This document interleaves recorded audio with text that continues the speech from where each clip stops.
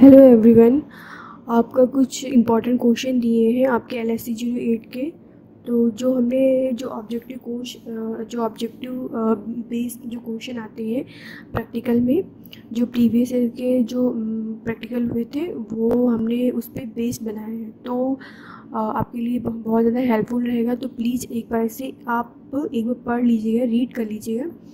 तो आप बुक से रिलेटेड हैं, बुक से ही हमने बनाए सारे क्वेश्चन। जो प्रीवियस ईयर के एग्ज़ाम हुए हैं उस पे ही बेस्ड जैसे उन्होंने पूछे हैं क्वेश्चन या पूछ सकते हैं। तो प्लीज़ इसे रीड कर लीजिएगा। तो पहला क्वेश्चन है कि meeting large population according to Hardy Weinberg principle. इसमें क्या हर्डी बहुत ही सिंपल है कि वो लार्ज पॉपुलेशन की जो मीटिंग हो रही है रैंडमली, वो दिया था हर्डी बीनबर्ग प्रिंसिपल ने। इसमें इन्होंने पॉपुलेशन में जीन का बिहेवियर देखा था। फिर ये होता क्या है, व्हाट इज हार्डी बीनबर्ग प्रिंसिपल? ये क्या होता है कि फ्रीक्वेंसी ऑफ कोई भी पेयर ऑफ एलील जो होता है उसकी जो फ्रीक्वेंसी दी होती है वो रिमेन कांस्टेंट होती है। उसमें कांस्टेंट होगी, अब सिलेक्शन नहीं होगा, म्यूटेशन नहीं होगा। मतलब एक गिवन जो पेयर ऑफ एलील होता है उसमें ऐसा होना चाहिए कि सिलेक्शन और म्यूटेशन नहीं होना चाहिए, एब्सेंस होना चाहिए। और उसकी जो फ्रीक्वेंसी होती है वो रिमेन कांस्टेंट होनी चाहिए। ये इसका मतलब ये प्रिंसिपल है इसका। फिर उसी के opposite genetic drift. Genetic drift में क्या होता है, सिलेक्शन म्यूटेशन जो होता है उसमें होता है जेनेटिक ड्रिफ्ट में फ्रीक्वेंसी जो होती है वो चेंज होती है। और ये जो चेंज जो होता है बहुत ही स्मॉल और स्लो होता है, इसीलिए इसको जेनेटिक ड्रिफ्ट में स्मॉल जो पॉपुलेशन पर इन्होंने वर्क किया था, और हार्डी बीन प्रिंसिपल जो था वो लार्ज पॉपुलेशन पर थी। ये एक डिफरेंस है, तो ये आपके लिए इम्पॉर्टेंट है।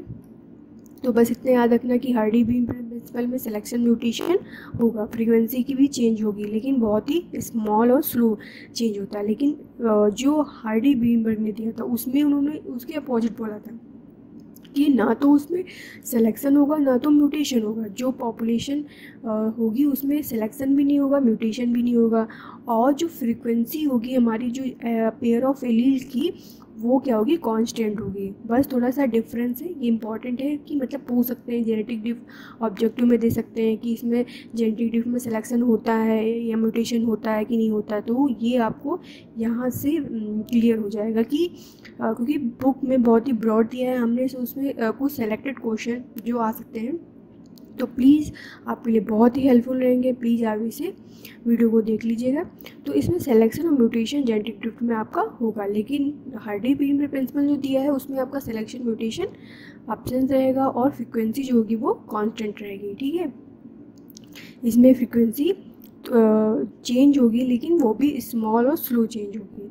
ओके, फिर इसमें क्या है, behaviour of gene in small population and concept of genetic drift. मतलब जो बिहेवियर होता है जीन्स का छोटी पॉपुलेशन में देखा जाए तो ये किसका कॉन्सेप्ट था, जेनेटिक ड्रिफ्ट का। इन्होंने क्या किया था, स्मॉल पॉपुलेशन जो माइस जो थी लिविंग एज 4 और 5 एक्सटेंडेड फैमिली, उन्होंने राइस बार्न ऑफ फॉर्मर की ली थी। तो इन्होंने इस पर स्मॉल पॉपुलेशन पर इन्होंने क्या किया था, इस पर मतलब वो इन्होंने देखा था कि क्या चेंज हो रही है उसकी फ्रीक्वेंसी, और उसके बारे में इन्होंने पता किया था। तो बस इतना ही है इम्पॉर्टेंट कि इन्होंने स्मॉल पॉपुलेशन पे बिहेवियर ऑफ जीन का इन्होंने कॉन्सेप्ट को देखा था।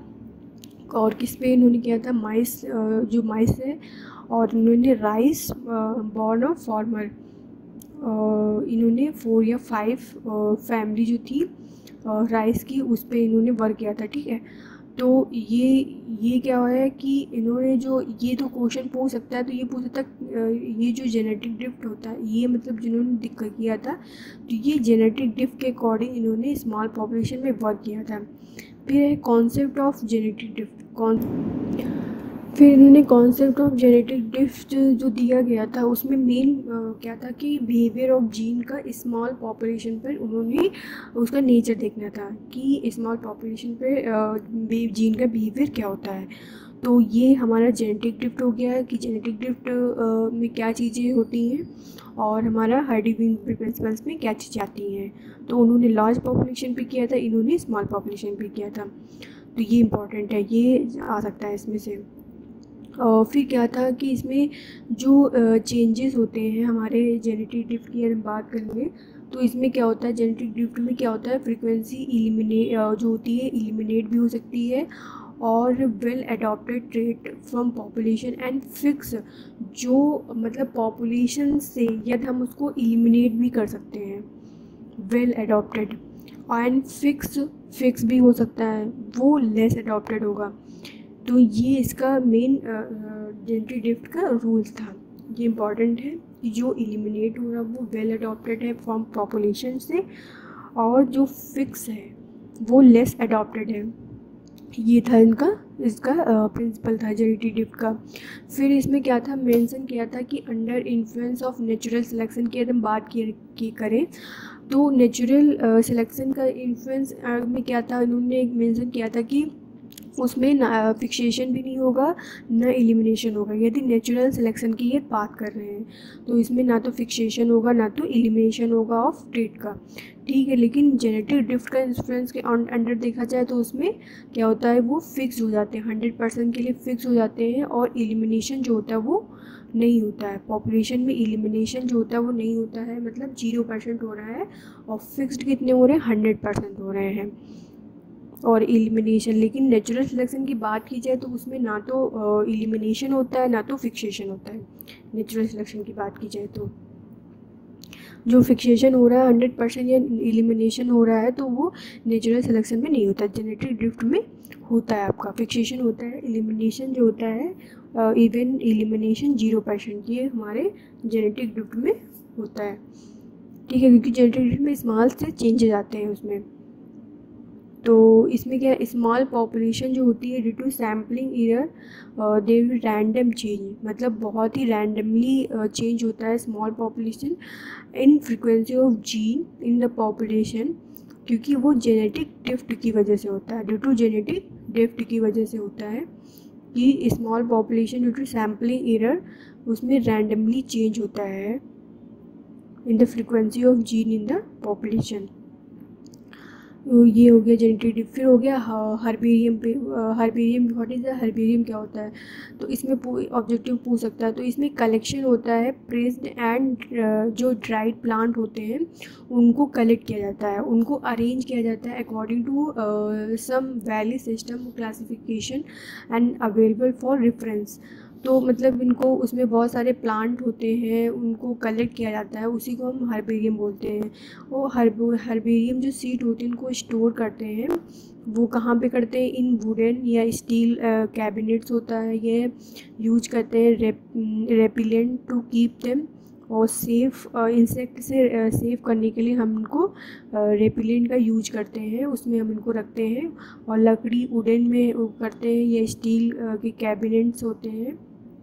फिर herbarium repository for plant collection जो होता है वो क्या होता है, रिसर्च होती है तो ट्रेनिंग होती है, मतलब प्लांट के कनेक्शन के लिए जो हर्बेरियम जो हम उसको करते हैं उसके लिए क्या होता है कि एक इंस्टीट्यूट होता है, तो उसमें क्या होता है कि बहुत सारे डाटा उसमें स्टोर होते हैं, एक डाटा स्टोर हाउस होता है जिसमें सारा मतलब प्लांट की मतलब पूरा फैमिली के बारे में उसकी जो होती है, या उसके प्लांट की स्पीसीज़ के बारे में पूरा डाटा स्टोर होता है। उसमें डॉक्यूमेंटेशन फैसिलिटीज़ भी होती हैं, पूरा मतलब एक लाइब्रेरी टाइप की होती है उसमें, जो प्लांट कलेक्शन के लिए हम एक हर्बेरियम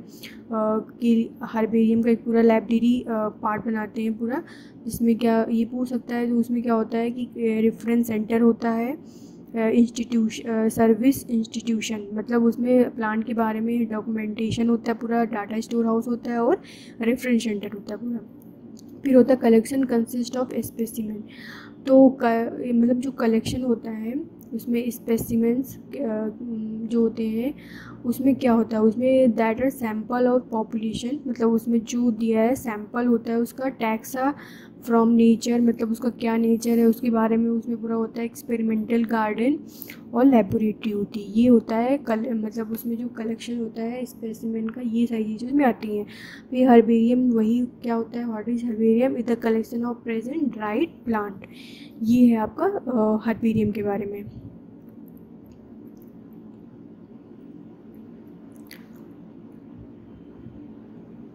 फिर इसमें पूछा है कि टैक्सोनॉमी डील्स विद कलेक्शन होता है, क्लासिफिकेशन होता है।